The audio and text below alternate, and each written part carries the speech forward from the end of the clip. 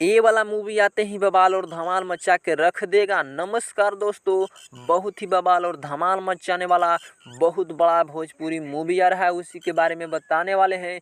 तो अगर आप चैनल पर नए हो तो वीडियो को दिल से लाइक करके चैनल को सब्सक्राइब कर लीजिए, क्योंकि इसी तरह का भोजपुरी का ताज़ा खबर मिलते रहता है। तो सबसे पहले हम बात करते हैं, मूवी आ रहा है बवाल मूवी आ रहा है, जो कि मूवी के नाम है घर की मलकिनी। अभी फर्स्ट लुक पोस्टर आया है, जो कि आते ही पूरा ही ब्लास्ट मचा के रख दिया है। जो कि फर्स्ट लुक पोस्टर अभी आया है, बहुत जल्द ट्रेलर आ रहा है। तो बवाल और धमाल मचाने वाला ये मूवी होने वाला है, और ट्रेलर भी बवाल धमाल मचाने वाला है, जो कि अभी फर्स्ट लुक पोस्टर को रिलीज कर दिया गया है।